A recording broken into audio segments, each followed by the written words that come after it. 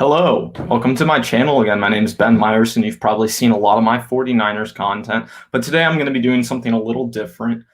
Today is June 1st, and it's a very significant day for the NFL and for football because, and I'll get into this a little bit, this is a day when teams can really make or break their season and potentially add a piece to their roster that could define their team this year. So I'll get into the explanation of post June 1 in just a second. But before I get into that, I want to make sure to tell everybody who's watching, if you're on Twitter, make sure you go over to YouTube and subscribe and check that out.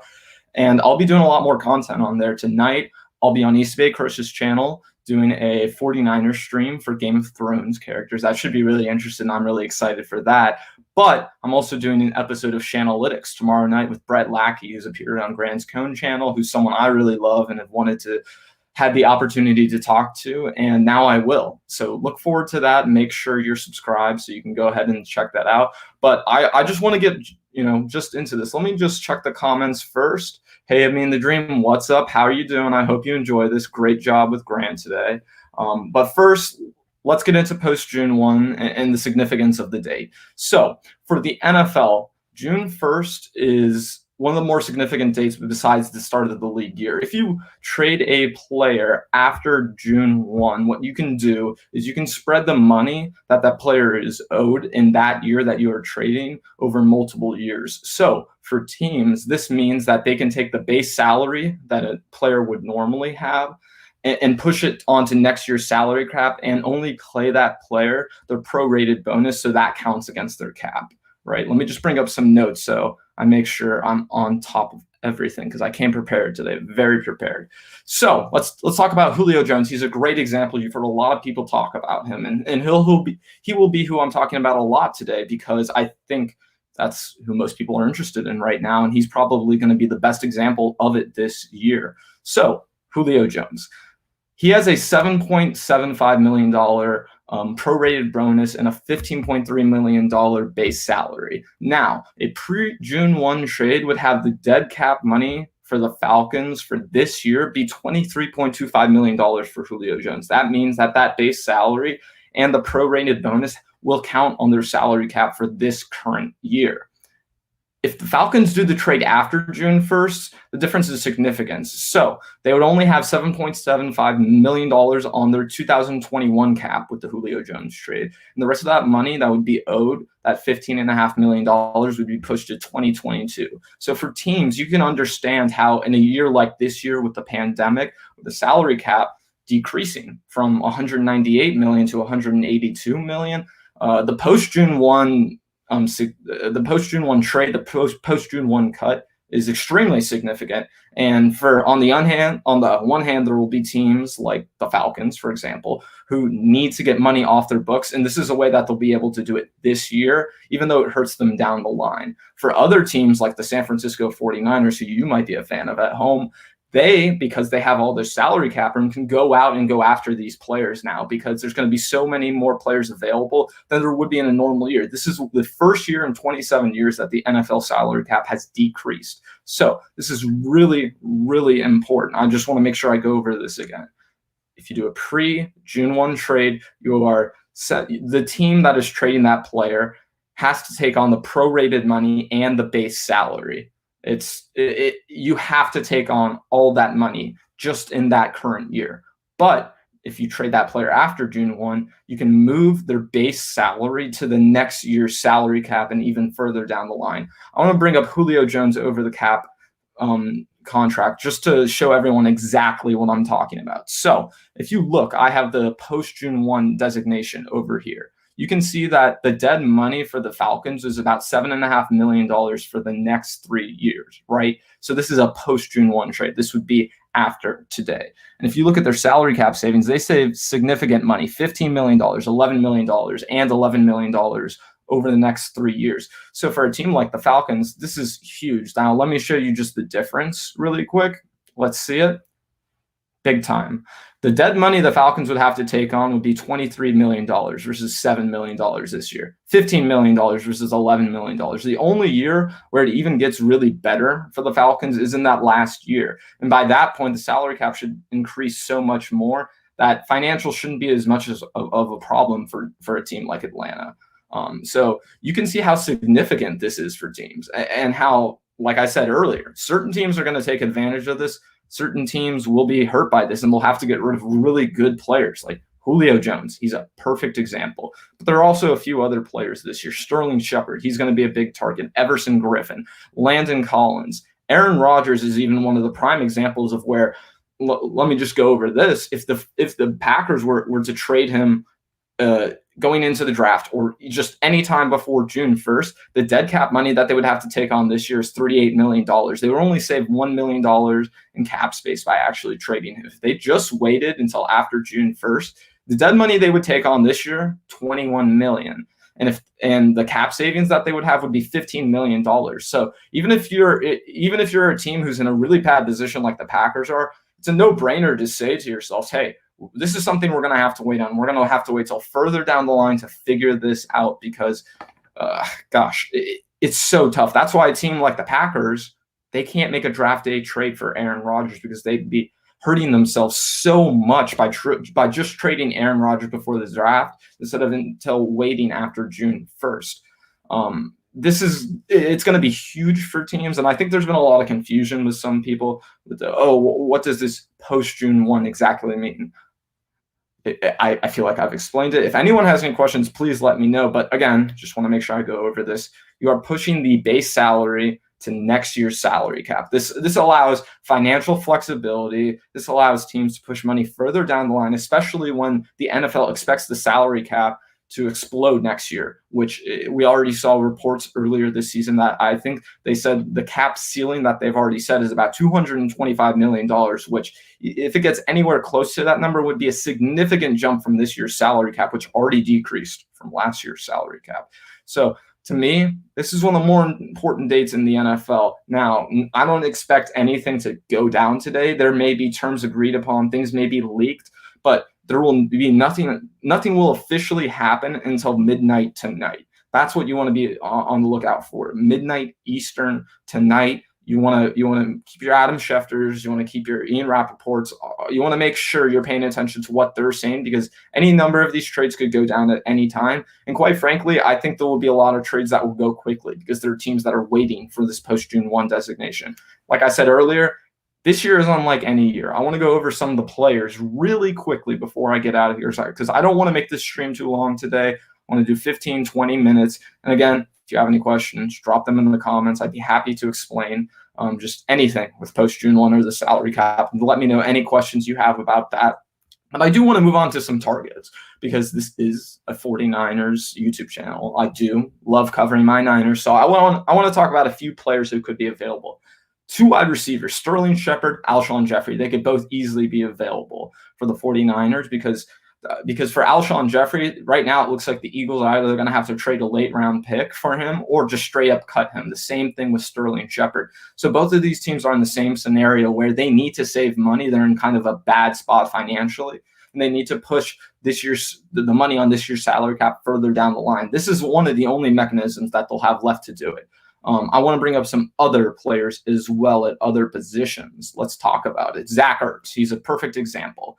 If the Eagles were to trade him before June 1st, the dead money that they would have to take on that year, approximately $8 million. They would only save $5 million in cap space. They just wait until after June 1st. It's $4 million of dead money and $8.5 million of salary cap relief. So you can understand, like I said earlier, why so many teams are going to be using this as their tool this year. This year is so unique, and with the pandemic and the effects of it and the aftershock, that there's going to be so many unforeseen repercussions that the NFL and teams maybe weren't quite anticipating. But now that we know how much the salary cap has decreased by, there's going to be all these players who are going to be let go by their team. 2 other players I want to mention, defensive players. They may not even be on the Niners' radar, but these are 2 prime examples of players who will be available because of this post-June 1 designation. Danielle Hunter, Landon Collins. For the Vikings, they save $5 million if they trade or cut Danielle Hunter before June 1st. They wait until after June 1st, they save $12 million. So for teams, this is a no-brainer. And with this year, especially this is a no-brainer. I think This season, this offseason is going to be unlike any other for so many reasons. But to me, this is one of the main things that sticks out, because where in the past post June 1 would only be used with less and less teams because there weren't as many teams pushed up against the salary cap. With this year, you see all kinds of teams having financial issues, and this is one of the ways you solve those financial issues. So, like I said, Landon Collins, I want to go over him. The cap savings for the Washington football team, if they cut or trade him, would be $3 million if it's before June 1. If it's after June 1, it's $12.5 million. It's huge for teams. It really is. I can't emphasize this enough. I want to go back over to Julio Jones. I just want to explain this thoroughly. So I was looking at Julio Jones, of course, right? This is the pre-June 1 numbers. I want to make sure everyone understands this. If you're looking, they are worse off in their first 2 years if they wait to trade Julio Jones, or if they trade Julio Jones before June 1st and aren't patient. I know we saw many reports from the Ian Rappaports of the world, from the Mike Florios of the world, saying that, oh, the Atlanta Falcons got offered a second-round pick. They could have traded Julio Jones before the draft. That doesn't matter, because guess what? It doesn't fix the financial issues that the Falcons already have and are already dealing with. And this is the reason that the Falcons are trading Julio Jones. It's because they know they can get off this big number from him and have all of this salary cap relief. So let me just show you again, post June 1. It's a huge difference. I cannot emphasize this enough. The difference is so significant that a team like Atlanta, who can't even sign all their players to their salary cap right now, and the rookies on their roster, this is huge. This is how you create cap space. You hear about teams like the Saints in the offseason doing all kinds of things to go through hoops and figure out some way where they can save salary cap. This is going to be the biggest example of this year. So again, Julio Jones, go and take a look at it. This is overthecap.com. If you are curious about anything with contracts, the salary cap, some people recommend Spot Track. I prefer Over the Cap because, like I was showing you just in this video, it allows you to see pre-June 1st designations, post-June 1st designations, and you can see the difference between trading and cutting a player. So for me, this is the tool I use the most, and this is where I learn the most. Now, let me go over to the comments. Thank you, Amin. I appreciate it. Hey, shout out to Amin the Dream. Everyone go check him out. He's a 13-year-old who talks 49ers, and honestly, I think he's already better than me. Really, he is. He's amazing. This kid is great. You should go check him out.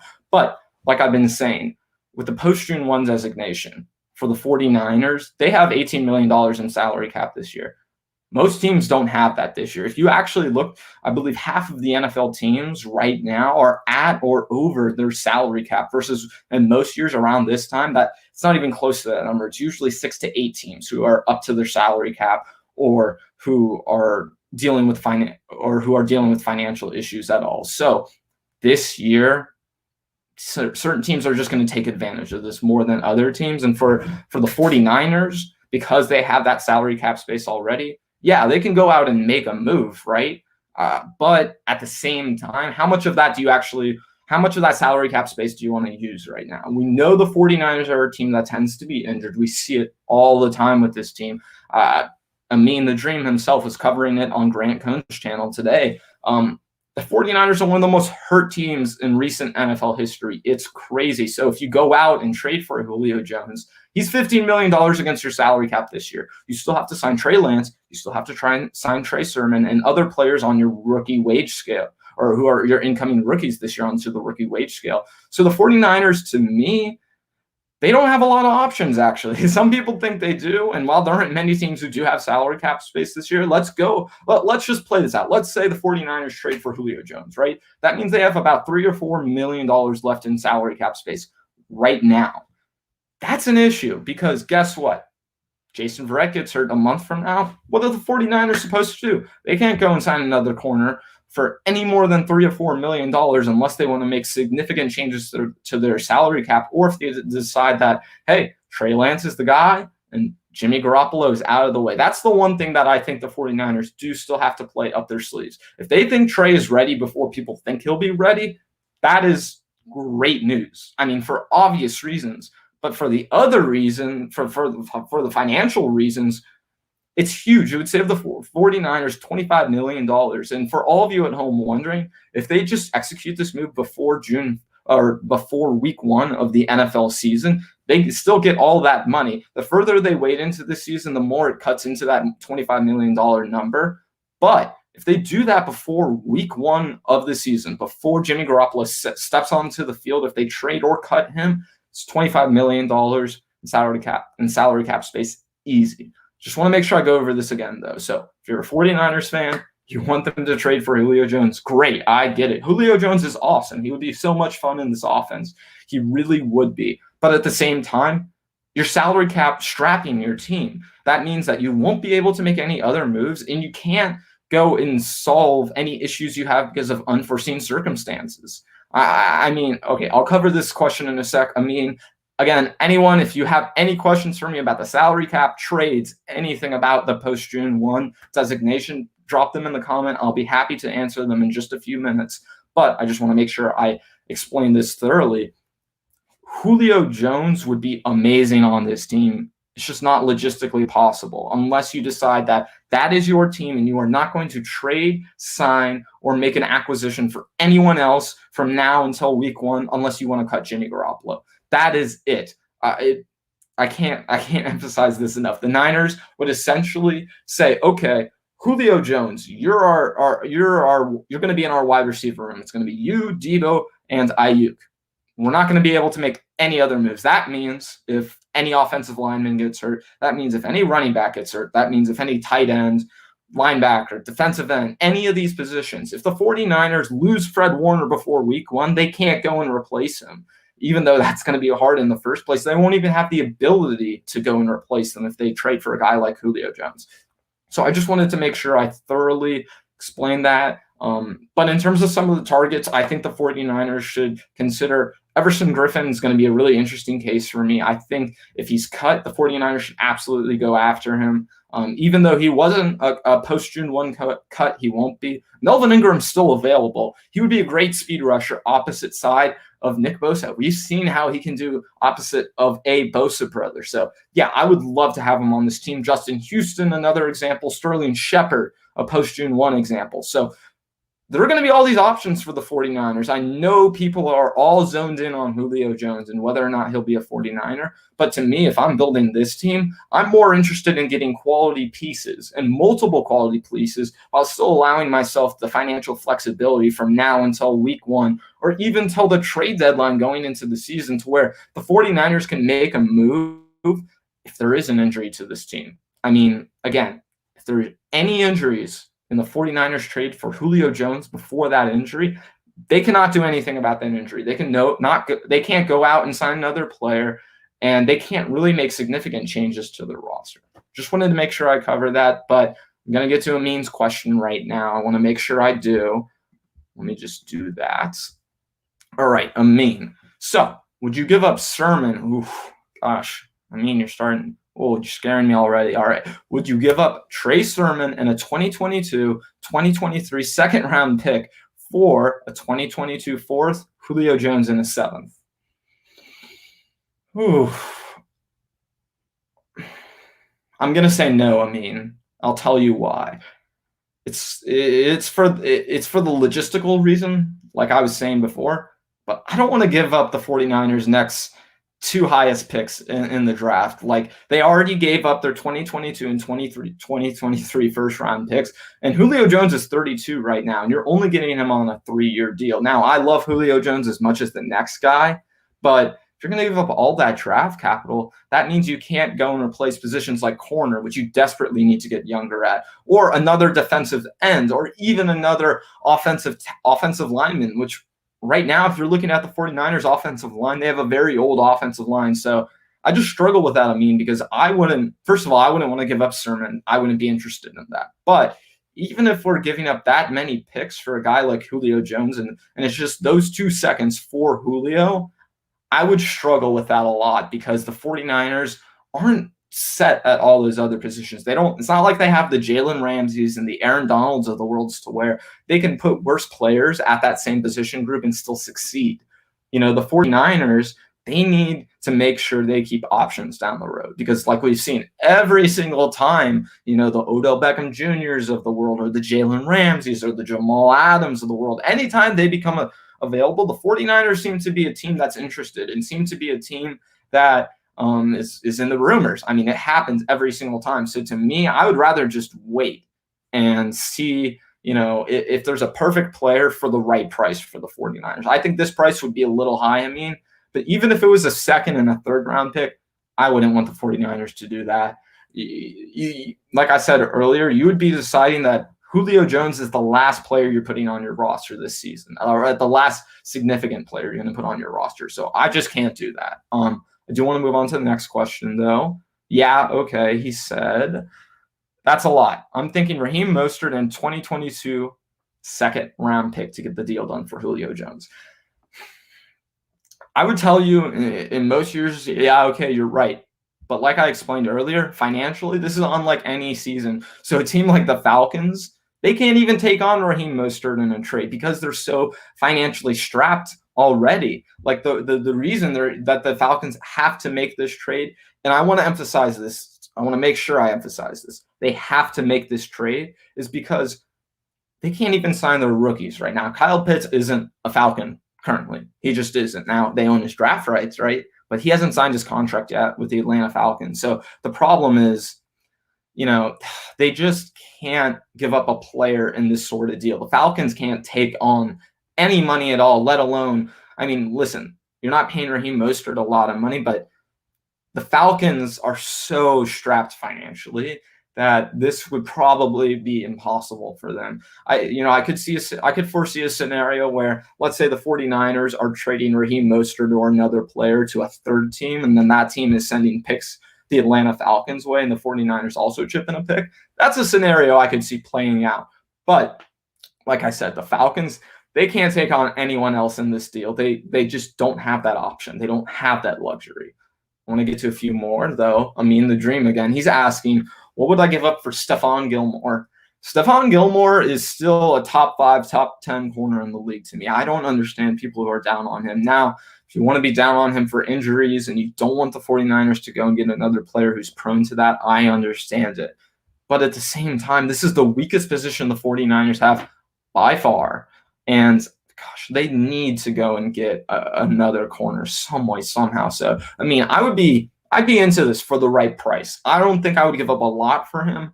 I would probably give up a third or fourth round pick. I definitely would not give up a second round pick, though. And I'll tell you why. With Gilmore, it's not about the skill level. It's logistics. It's financial again. It's only a one-year deal you're trading for. So the 49ers are still in the same position they were, which is that they only have two players in their starting secondary signed to next year's salary cap. So it would just be tough.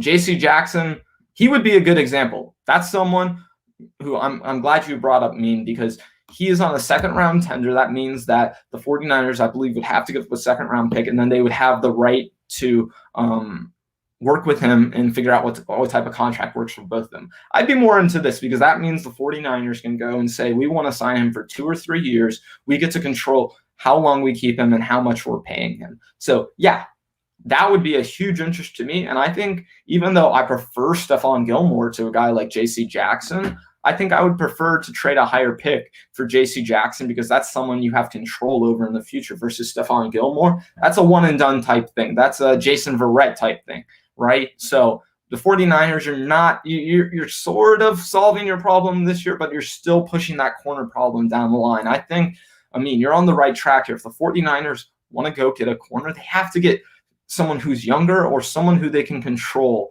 under his contract for multiple years. I think that's the biggest issue right now is they don't have quality starters in their secondary signed beyond 2023, really. Once you get to 2023, the 49ers don't have any of their starting secondary on the salary cap right now. That is a huge issue. They cannot ignore that. I just want to make this very clear before I head out.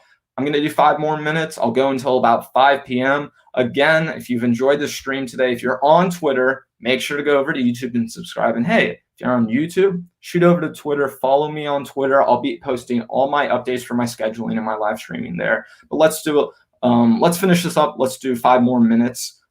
J.C. Jackson, though, I mean, you're right. I think this would be the ideal prime candidate for the 49ers to go and trade for, a guy like this, an Everson Griffin type too, right? He's a guy I brought up earlier. All these guys that I keep bringing up, the reason I'm bringing up these guys specifically is because they're young and because the team can control them beyond 1 year. So Julio Jones, little different example, right? But at the same time, that's a guy you get to control for multiple years versus a guy like Stephon Gilmore. You only get him for 1 year. I want to cover Amin the Dream's other question he left me. So he's saying, would you give up the same trade I proposed for Julio Jones, for Stephon Gilmore or J.C. Jackson? I'm going to say no, Amin, and it's not even because of the draft capital necessarily. Like I said earlier with Julio, I just wouldn't want to give up Trey Sermon and that end of the deal. If it's around those same type of picks, that same type of value, which you were bringing up earlier, I'd be very interested in that sort of deal. For J.C. Jackson, like I mentioned, if it's like something like a second and let's say a 5th round pick, something like that, I would be really into something like that. For Stephon Gilmore, I wouldn't want to give up anything better than a 3rd just because you only get him for this single year. And then beyond then, you don't have control of Stephon Gilmore. That's the issue with Stephon Gilmore. He's great. And let's say you're talking to Stephon Gilmore's agent before you make this trade, and they're like, yeah, we know we're only signed for 1 year, but we want to commit here for more than that. We want to be here for multiple years, and we're willing to sign an extension once we come to your team. That's a different scenario. But like I said, with Stephon Gilmore, it's only 1 year, so it would just be too tough. Let me just bring up Amin's comment again.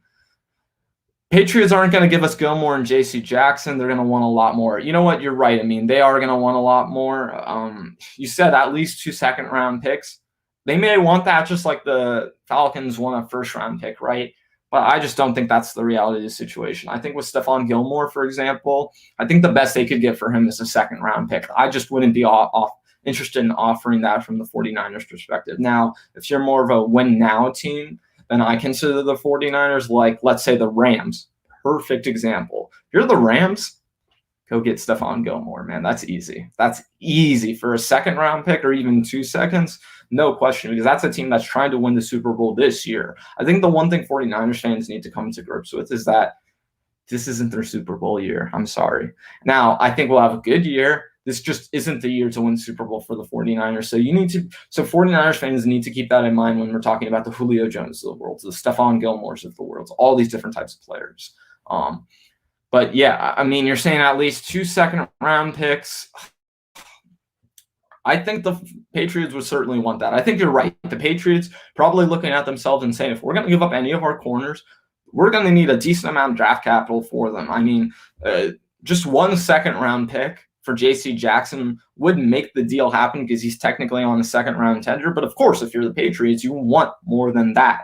So, yeah, it's tough. I mean, it really is. On the one hand, with the Patriots, yeah, you're right.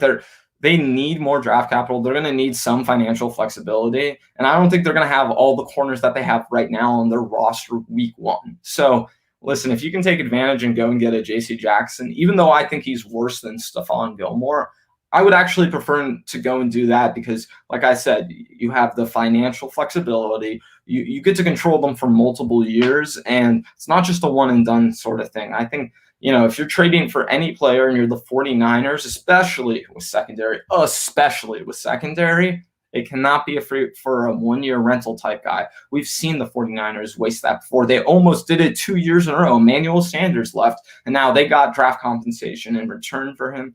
That's great. But, gosh, at the same time, you look at the Trent Williams trade, that could have gone very poorly for the 49ers because guess what? They wouldn't have recouped the same draft capital that they got in the Emmanuel Sanders deal because he hasn't been in the league for long enough. So there's all these things you have to consider. I'm going to end in 30 seconds, so I just want to remind everybody, go check out my YouTube channel, subscribe, go check out all the videos. And if you don't like watching my whole live stream, go over to playlists. I put everything I have into clips. Anywhere I've made an appearance, anything like that, go and check it out, whether it's on Grant's channel, Jesse's channel, Bay Area Ball, or any of those places. I have all those videos in a playlist, so you can go and check that out. Again, 10 p.m. East Bay Chris. We're going to be doing Game of Thrones and 49ers. It's going to be a little more fun. I'll be in the same setup, so I'll see you all in about 5 hours. Thank you so much for tuning in. Again, I hope you appreciated this video. Leave me some comments. Let me know what you want me to talk about next. I really enjoy going over the salary cap and talking about the NFL financials. You know, it's something I'm very interested in. I like learning more about. So if there's any topics you guys want me to cover in the future, absolutely tell me to cover them in the comments, on Twitter, DM me, shoot comments out at me on Twitter. I promise I will respond if I see it. I will. So I'm going to end there. Again, thank you everyone for checking this out. Make sure to go to East Bay Chris's channel, 10 p.m. Eastern Standard Time tonight, 7 on the West Coast. Go check that out. But again, thanks everyone. I had a lot of fun explaining this. I wanted to just come on and do this quick live stream for everyone. I hope I answered some of the questions you were wondering about. But yeah, thanks for tuning in. And I look forward to seeing you all at 10 p.m. later tonight. Thank you.